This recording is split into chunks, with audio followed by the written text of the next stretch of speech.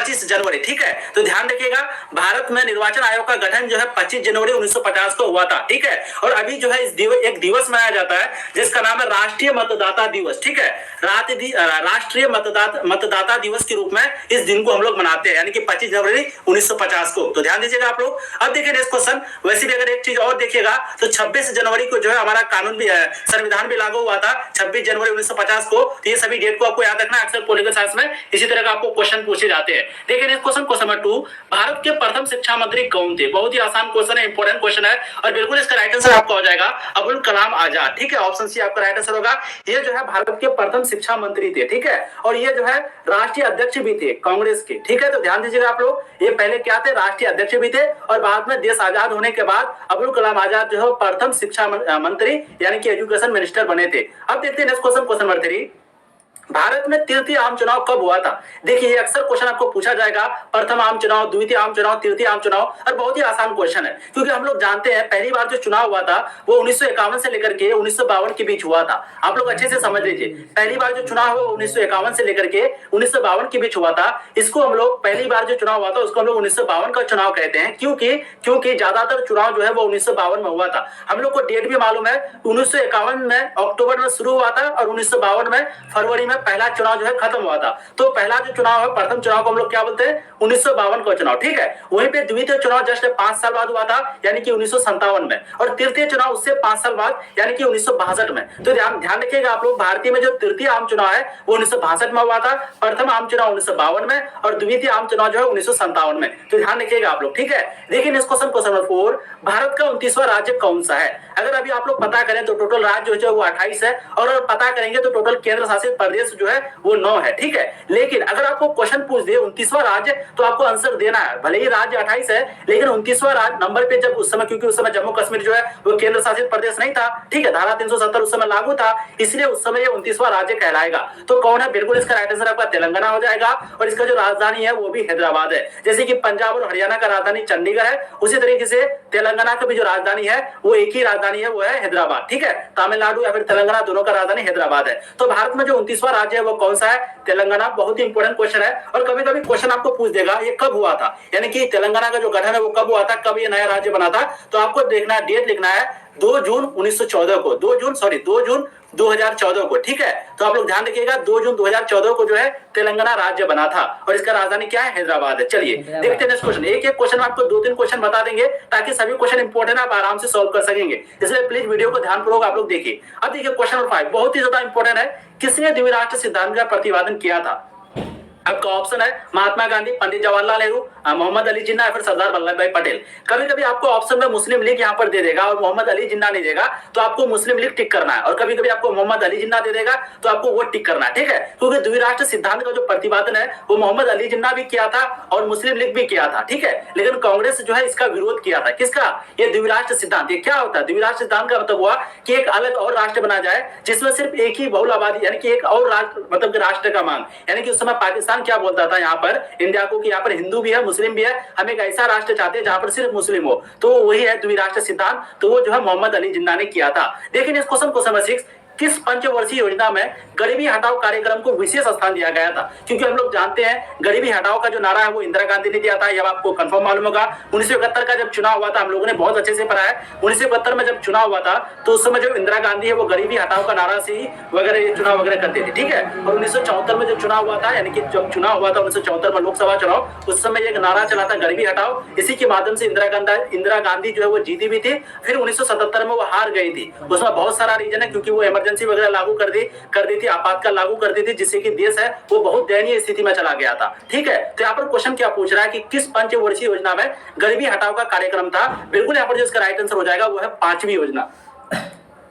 तो देखिए यहाँ पर आप लोग को अच्छे से समझना है, जो गरीबी हटाओ का जो कार्यक्रम है वो कब चला था? 5वीं योजना, यानी कि 1974 में जब चुनाव होने वाला था, इंदिरा गांधी, यानी कि लोकसभा चुनाव होने वाला था, उस समय जो जीती थी वो इंदिरा गांधी ही थी। तो यहाँ पर आपका जो राइट आंसर है वो बिल्कुल ऑप्शन सी हो जाएगा, ग हो जाएगा, 5वीं योजना, जो कि 1974 से लेकर के 1959 के बीच चली थी। अब यहाँ पर एक दो क्वेश्चन और बनता है जो कि आप लोग को समझना चाहिए। वो क्वेश्चन क्या है कि प्रथम योजना जो है वो 1951 से लेकर के 56 में चली थी। ध्यान रखिएगा, प्रथम योजना में जो है कृषि पर चला था, यानी कि कृषि को, गरीबी मजदूर वगैरह जो था, तो कृषि के ऊपर ज्यादा, सबसे ज्यादा जो योजना चला था, जो प्लानिंग चला था विकास के लिए कृषि पर, वो कब चला था? प्रथम योजना में। वहीं पे अगर बात करेंगे दूसरी योजना में, तो दूसरी योजना में जो है औद्योगिक के लिए चला था, यानी कि औद्योगिक का विकास हो, औद्योगिकरण का युग हो, तो एक प्रकार का बोला जाता है कि दूसरी, यानी कि दूसरी योजना जो है, यानी कि दूसरी योजना जो है उसमें क्या है, उसमें आपका औद्योगिक युग चला था। ठीक है, तो आप लोग को ध्यान देना। और 5वीं युग में आपका गरीबी हटाओ का कार्यक्रम चला था, तो ध्यान दीजिएगा आप लोग। देखिए इस क्वेश्चन को नंबर 7, भारतीय जनता पार्टी की स्थापना कब हुई थी? बहुत ही ज्यादा इंपॉर्टेंट क्वेश्चन है, आपको बहुत बार ये क्वेश्चन आपको पूछा गया और मैं भी आपको कई बार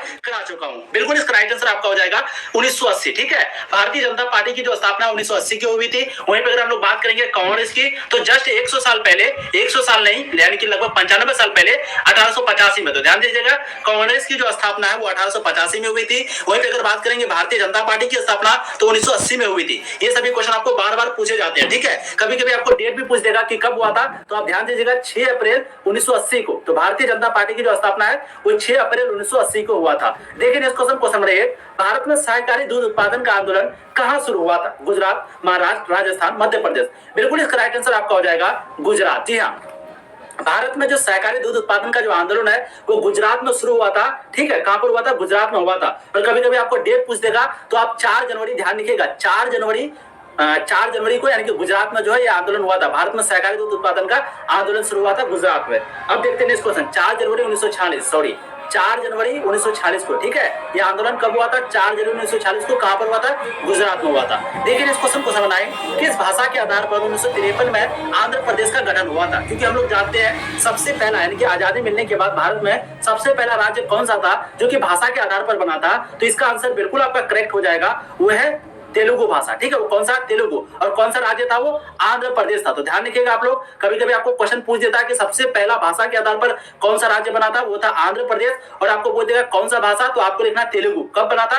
1953 में। और इसी के बाद जो है एक कानून लागू हो गया 1956 में, जिसके बाद क्या हुआ, जितने भी राज्यों को भाषा के आधार पर बनना था, उसी के बाद ये सारा राज्य जो भाषा पर अपना राज्य, अलग अलग राज्य बन रहे थे। देखिए इस क्वेश्चन को समझते हैं, पूर्वोत्तर भारत के 7 बहनों, जिसको हम लोग क्या बोलते हैं? 7 सिस्टर। ठीक है, 7 बहनों में से कौन सा राज्य शामिल नहीं है, यानी कि पूर्वोत्तर भारत में? बहुत ही आसान क्वेश्चन है, बिल्कुल इसका आंसर पंजाब हो जाएगा, क्योंकि पंजाब जो है वो आपका दिल्ली से भी उस पार है। ठीक है, और 7 सिस्टर जो स्टेट है वो किधर है? 7 सिस्टर स्टेट बंगाल के साइड में, असम वगैरह में। ठीक है, तो राइट आंसर जो है आपका यहाँ पर ऑप्शन डी पंजाब हो जाएगा। ये जो है शामिल नहीं है 7 बहनों में। देखिए इस क्वेश्चन नंबर 11, प्रधानमंत्री लाल बहादुर शास्त्री ने किस समझौता पर हस्ताक्षर किया था? आपको मालूम होना चाहिए, जब नेहरू जी की मृत्यु हुई थी उसके बाद द्वितीय प्रधानमंत्री जो बने थे, भारत की आजादी होने के बाद द्वितीय प्रधानमंत्री वो कौन थे? प्रधानमंत्री लाल बहादुर शास्त्री, जिसको हम लोग शास्त्री जी के भी नाम से जानते हैं। ठीक है, तो क्योंकि आप लोग को एक और बात मालूम होगा, 1965 में हम लोगों के साथ, यानी कि पाकिस्तान के साथ जो है लड़ाई हुई थी। वो लड़ाई जो है उतनी बड़ी नहीं थी, वो युद्ध जो उतनी बड़ी नहीं थी, लेकिन हुई थी। तो ये युद्ध में जो है पाकिस्तान हार गया था, तो फिर एक समझौता हुआ था। वो समझौता का नाम क्या है? बिल्कुल यहाँ पर इसका राइट आंसर हो जाएगा ताशकंद समझौता। ठीक है, तो प्रधानमंत्री लाल बहादुर शास्त्री ने किस समझौता पर हस्ताक्षर किया था? बिल्कुल हो जाएगा आपका ताशकंद समझौता। देखिए इस क्वेश्चन को नंबर 12, भारत की विदेश नीति का निर्माता किन्हें माना जाता है? बहुत ही आसान क्वेश्चन है, ये भी आपको कई बार करा चुके हैं, और बिल्कुल इसका राइट आंसर पंडित नेहरू होगा, क्योंकि हम लोग जानते हैं उस समय, यानी कि भारत के आजाद होने के बाद जो प्रधानमंत्री थे वो कौन थे? जवाहरलाल नेहरू थे, और उसके साथ साथ वो विदेश मंत्री भी थे। तो क्वेश्चन अगर पूछेगा कि भारत के पहले विदेश मंत्री का नाम क्या है, तो आपको आंसर देना है जवाहरलाल नेहरू। ठीक है, और ये पहले प्रधानमंत्री भी थे। तो आपका जो राइट आंसर है बिल्कुल ऑप्शन ए हो जाएगा। इसी ने जो है विदेश नीति का निर्माता थे, यानी कि विदेश नीति का निर्माण इसी ने किया था। देखिए इस क्वेश्चन को समझाते हैं, भारत में दूसरा सफल परमाणु परीक्षण कब हुआ?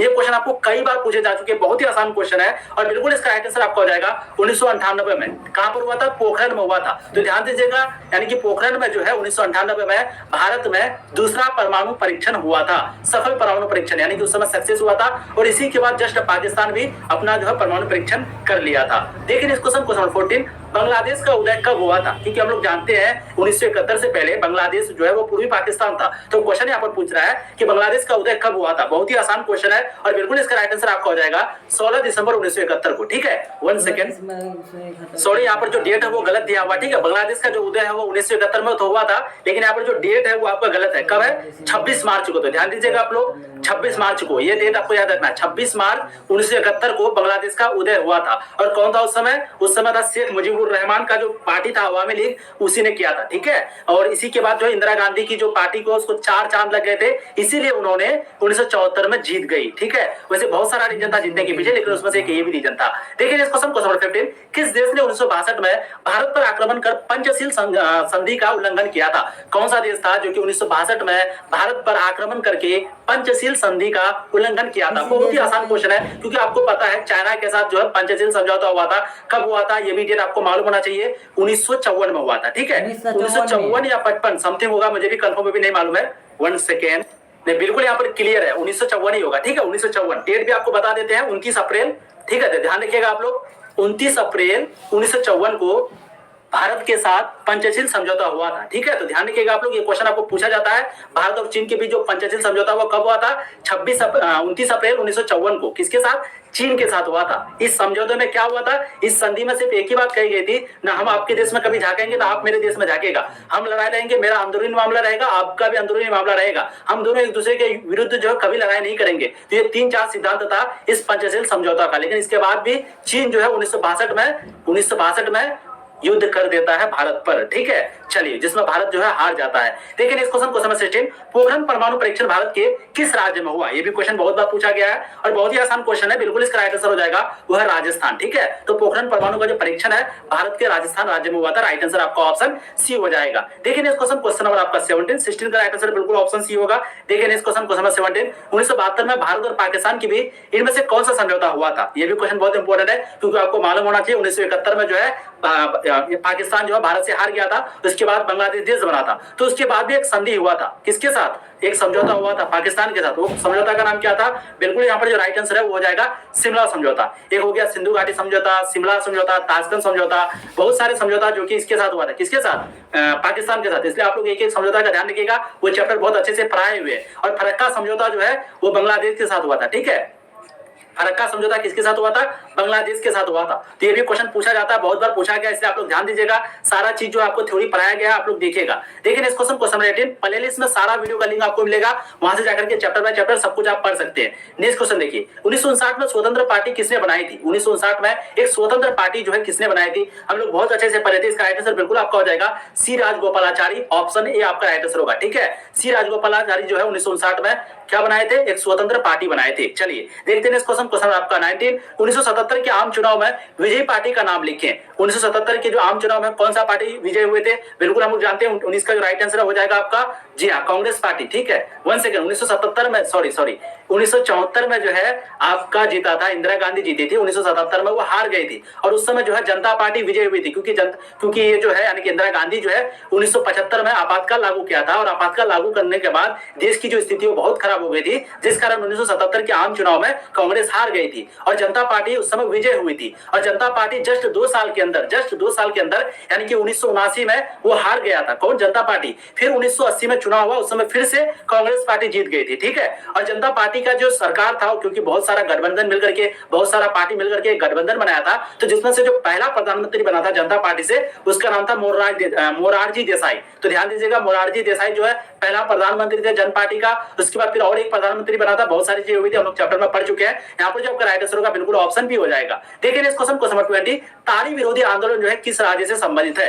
तारी विरोधी आंदोलन जो है कौन करती थी? महिला करती थी, क्योंकि तारी विरोधी आंदोलन हो गया, शराब वगैरह पीते थे इसमें, ठीक है, उसी को तारी विरोधी में गिना जाता है। इसमें जो है अक्सर औरतों के साथ बहुत ज्यादा अन्याय होता था, परिवार की जो स्थिति बहुत ज्यादा खराब हो जाती थी, ठीक है। बिल्कुल यहाँ पर जो इसका राइट आंसर होगा वो आपका हो जाएगा आंध्र प्रदेश, यानी कि ऑप्शन डी। तो आंध्र प्रदेश में जो है तारी विरोधी आंदोलन चला था। देखिए इस क्वेश्चन 21, मेधा पाटेकर का नाम किस आंदोलन से जुड़ा है? बहुत ही आसान क्वेश्चन है और बिल्कुल इसका राइट आंसर आपका हो जाएगा वो है नर्मदा बचाओ आंदोलन, ठीक है। हम लोग पढ़े हैं नर्मदा बचाओ आंदोलन जो है, वहां पर एक सरोवर वगैरह था, सरोवर योजना वगैरह था गुजरात वगैरह में, ठीक है। तो हम लोग बहुत अच्छे से पढ़े हैं। उसी का यहाँ पर क्वेश्चन पूछ रहा है कि मेधा पाटेकर का नाम जो है किस आंदोलन से जुड़ा हुआ, तो है नर्मदा बचाओ आंदोलन। देखिए इस क्वेश्चन 22, फरक्का समझौता मैंने आपको अभी बताया, फरक्का समझौता जो है वो भारत और बांग्लादेश के बीच हुआ था, ठीक है।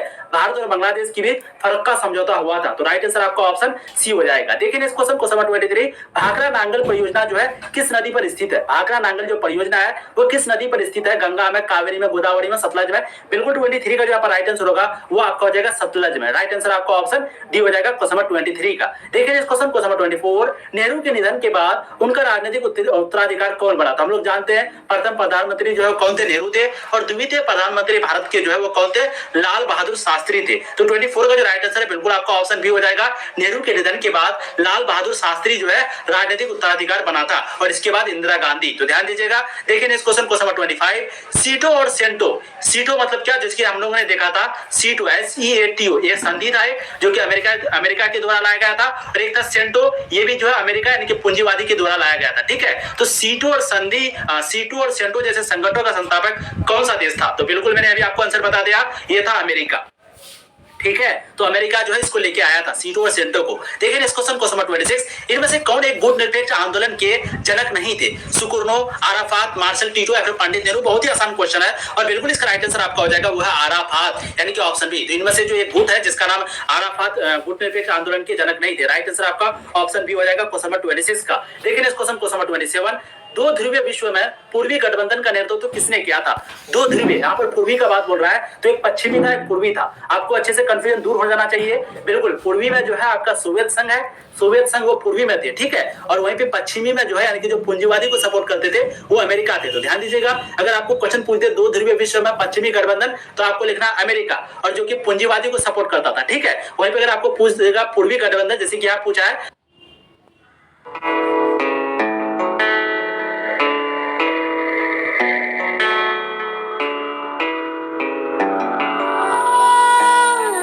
थोड़ा शोर है दिल में, थोड़ा थोड़ा गुमसुम है, थोड़ी थोड़ी साफ है बातें, थोड़ी थोड़ी उलझन है। थोड़ा थोड़ा शोर है दिल में, थोड़ा थोड़ा गुमसुम है, थोड़ी थोड़ी साफ है बातें, थोड़ी थोड़ी उलझन है।